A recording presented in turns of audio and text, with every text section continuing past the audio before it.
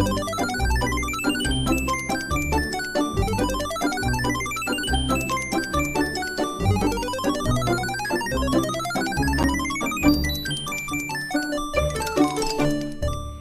welcome back to Radio Taiwan International. You're listening to Geek Out. What's your cup of tea, tickles your fancy, or floats your boat? Join us as we share passions from people in Taiwan and around the world. I'm your host, Michelle Chang, and today in the studio we have Chris Lee in from California.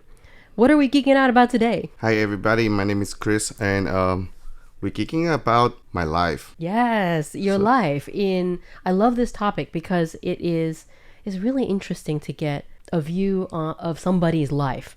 So, were you born in California? No, I was actually born in Taiwan. Yes. In So the you're middle, back. yeah, South. And I moved to Taipei when I was 7, 15 when I was going to California. Yes. Actually graduated with junior high school. All right. Here. And then you went to California where? Albany it's a tiny city right next to Berkeley. So Yeah, still in the Bay Area, East Bay. Nice, nice. So can you tell me what that was like? Because I did the opposite from California to Taipei when I was 14. And it was super culture shock. Was it the same for you?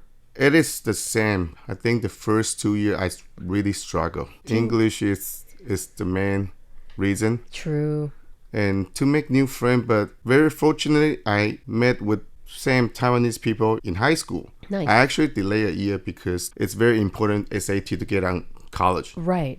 So you delayed a year to make Delayed sure. a half year or years by, dean's suggestions. Yeah, it's a hard time, especially because we're teenagers, to try to find a place where we belong and people to hang out with. So you met Taiwanese friends. Yeah, very fortunately, when you are 15 teenager, you can adapt to any cultures. It's good. Like if you want to change your lifestyle when you're like, talking to our dad or grandpa. That's true. They have their own way, right? Very. The younger you are, in general, I think the better you adapt. Yeah. So, yeah, well, you graduated from high school and you stayed in California? Yes. I never left California because, California sunshine and the beautiful people. The weather's gorgeous. The people are really nice. And it's like, why would you ever want to leave, really? Well, now let's face the reality. Now the cost of living in the state is way too high. That's true. Especially in the Bay Area. A little bit of the insider news, if you make 120K, you consider low income. Wow. So if you're buying a house, stuff like that, government will give you some support.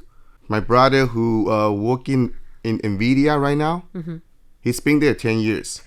NVIDIA is a tech company, in case listeners don't know, but he's worked for them for 10 years. Well, he's good, right? But he told me if you're not making at least 300K, don't even consider about buying a house.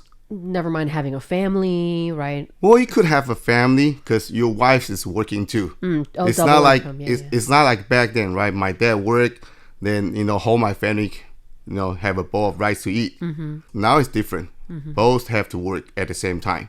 Yeah, dual income family is the only way. It's the trend. Yeah, that's true. This is the harsh reality in the current moment, because the Bay Area, as we all know, is home to a lot of super large, famous, rich corporations like Google, Amazon, Tesla. Yep, they're all there. They're all there. The famous Silicon Valley. Yeah, so which means that all of the prices in the area, real estate, just basic standard of living, have been pushed up by the presence of these companies and the highly paid employees that work there. So.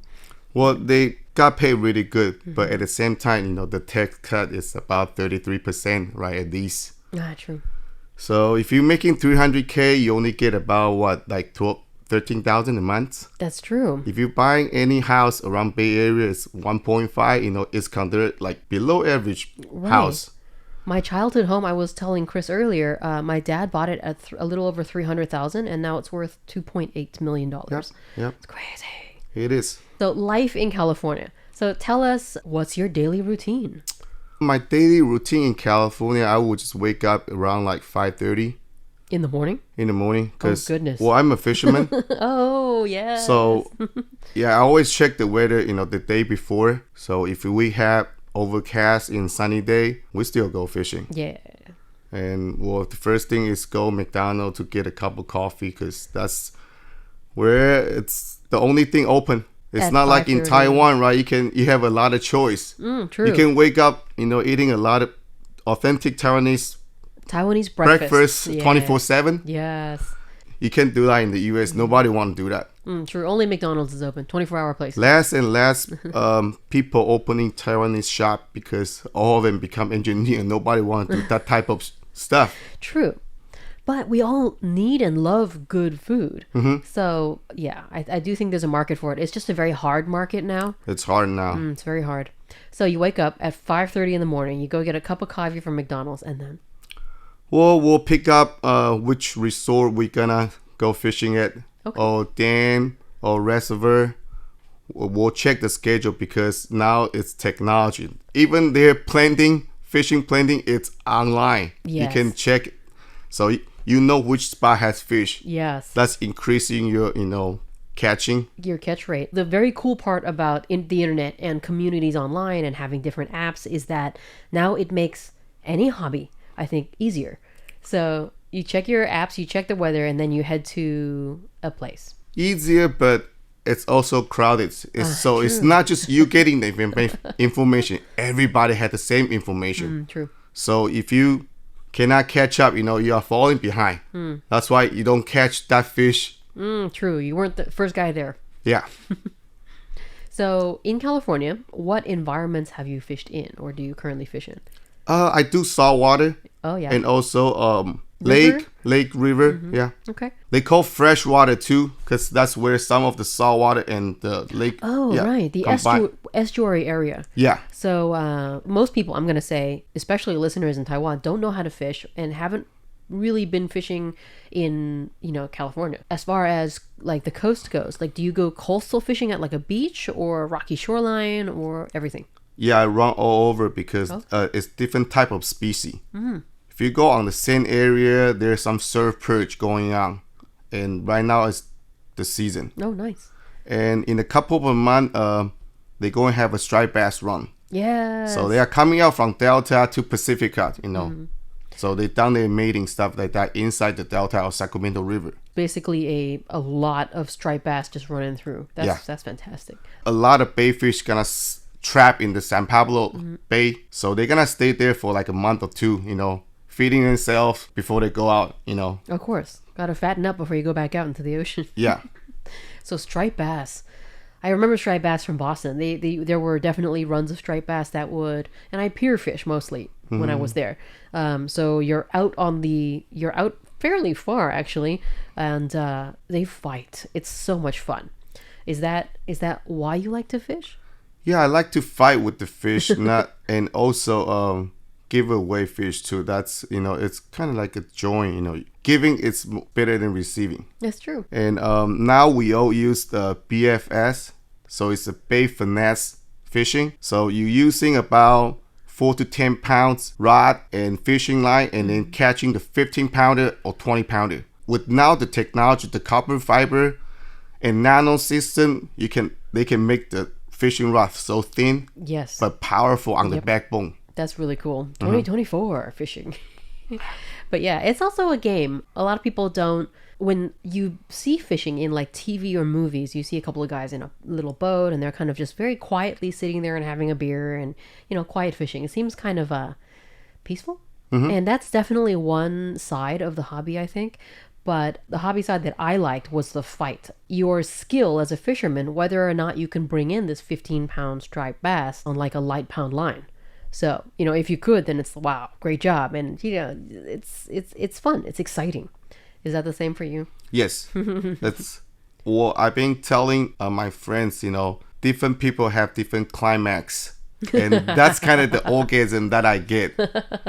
Yeah. I just have to be honest. I just love fishing. And then when the fish hooked on, just that moment, my adrenaline, it was rushing to the top, I'm hyped up. Yeah, it's fun. And of course, with the help with apps, you get what was the largest number of fish that you brought in? Well, last fall season, I was at Point Pinot, nearby the shore. Okay.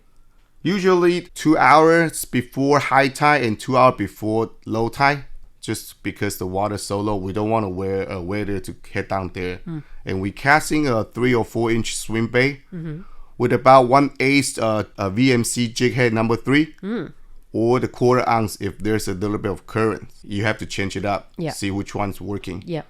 And last fall season, I landed at least 100 keeper. Wow. So which means what number of inches and up? For striper, the legal size is 18 inch. Yeah. And each person can only keep 2. You had a group of people. Yep. So somebody was able to make runs like home or to an ice cooler off the grounds or someplace. Well, technically, if you catching 2, that's your limit. But if you go with your friend, and Asian people do that. Say, hey, I'll catch, it's yours, but, we still keep the fish anyway, but just don't get caught. I mean, we do the same thing with lobster in New England. Like, technically, it's illegal unless you have a permit to take home the lobster. But, Popos, I hope you're not listening to this. Yeah, it's so fun because I release at least 200-300 shaker. Yeah. And just fun, even they small, but they still fight. Exactly. So they born to fight. So that's life too. Like every single animal or species or plant has its own purpose. Yes. Just be yourself and then do you. Don't look down yourself or don't like envy somebody. That you cannot reach. I love this. Yeah. So besides fishing, anything else that's very cool you want to talk about? Well, I'm a very family person. Yeah. Because since the day I born, they are very supportive. Oh, your family is great. Chris has come to visit Taiwan with his mom. I only remember meeting her once. I don't know how long ago, a decade ago, and she was sweet then, and she's so sweet now. And I can see how growing up with your family must have been really cool. So every about Saturday and Sunday, I dedicate weekend time to my family. We always have, dim sum, stuff like that, or just whatever restaurant they suggest we'll go try out. So that's every Saturday and Sunday. Yeah. Monday and Wednesday, I play golf with my dad. Oh, that's so sweet. That's cute. At first, I hate it because I was into soccer and basketball. Golf is more of it's not so much running. Yeah.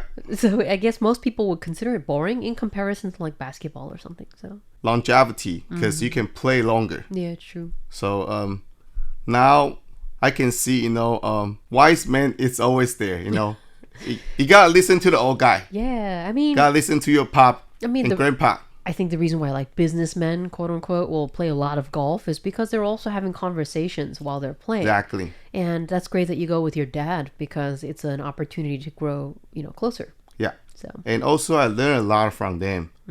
Back then we might have conflict or contradiction, whatever, but after the talk, we used to call fight. Yeah. Because back then I have to, talking to him, it's like military style. Yeah. Asian dad. Yeah. Right? Asian dad. Yeah. It's not just tiger mom, It's like, it's Asian dad.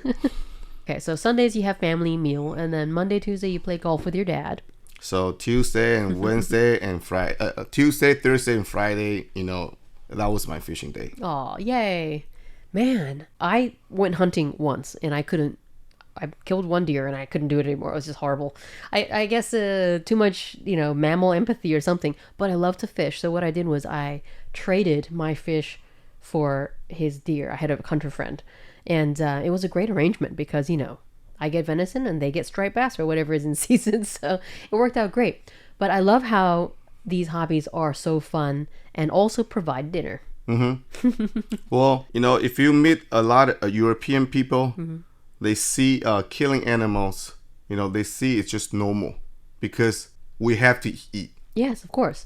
Unless you're a vegan, then you are actually and even if you are vegan, there's a lot of situations where animals are dying in order to support your life. Yeah. Now, if you do eat meat and you're buying your chicken or beef or whatever from the supermarket, you are still responsible for the death of that animal in part, but you're not looking at the death happening in front of you is all.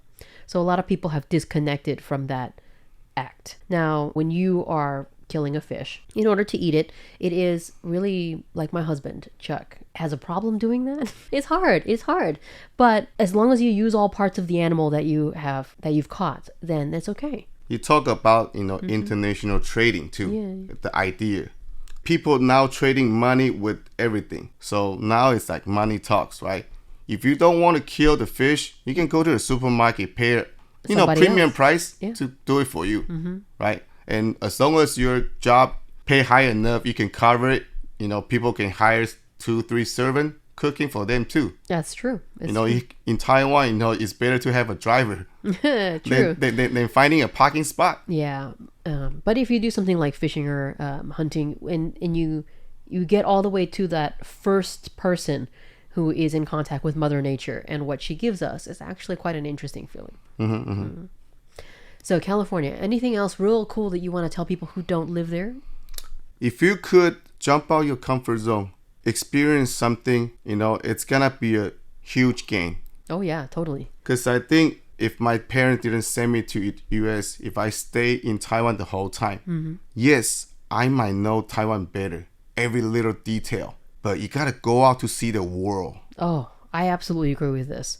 The vast majority of people don't really leave wherever they're born. Yeah. Not very far.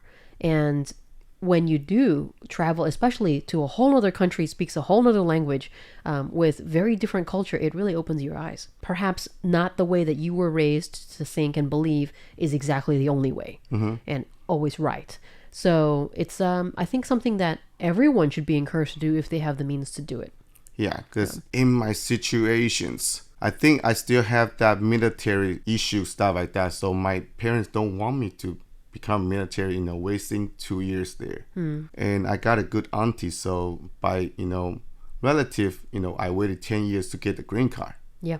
So I'm very fortunate enough, because I knew a lot of guys there, a teenager there, they will jump ship over there, right? They jump off the plane and just stay right there. They don't have any identity, and they have to pay like premium education fee as well. Right, of course. The USA is the American dream. A lot of people go there in order to try to achieve this, legally or not legally. Being born in America, I am very lucky in order to have been able to be given all of this just because I was born there. But that's cool. A lot of people sacrifice a lot in order to move there without knowing anyone, without knowing the language, sacrifice and hard work in order to get where they are. So for anyone who's wanting to visit, any particular favorite locations, that any places that are maybe not so touristy, secrets, fun places or things to do? Well, if you love outdoor, United States is the place. If you enjoying gaming, stuff like that, you can still do that there. Yeah, it's true. I mean, there are PC cafes, PC bang, and stuff like that. But California is gorgeous. The Sierra Nevada mountains. Gorgeous. A lot of national park. Oh, totally. I would say Zion National Park is probably the number one place you might have to go. Okay. Yosemite is beautiful, and 3.5 hour drive from the Bay Area. The Mammoth is huge. Big Bear near LA. Oh yeah, Big Bear. Red Rocks around Las Vegas. You can rent an exotic car and then get a tour there. If you ever dream about driving a Ferrari or Lambo, you can do that in Vegas. Oh, totally. California is such a huge state. And it expands really far north to south. So you're going to get a lot of different terrain and very different flavor of people and culture and cities as you go from, one top to the bottom. So, well, the best place probably for Asian people is LA. Because the weather is so similar, and people is really open-minded and friendly, just like Taiwanese people. Yeah. So, and the food there, it's closer to Taiwan, but just a different price. You gotta pay a premium price. Yeah, but there's so many delicious options because there's so much variety there and so many mixture of cultures. The fusion is great too. Yes. Yeah, absolutely. I totally agree. Thank you so much for geeking out with me, Chris. Okay. And thanks, listeners, for tuning into Radio Taiwan International. I'm Michelle Chang, and we'll be back next Thursday with another episode of Geek Out. Yeah.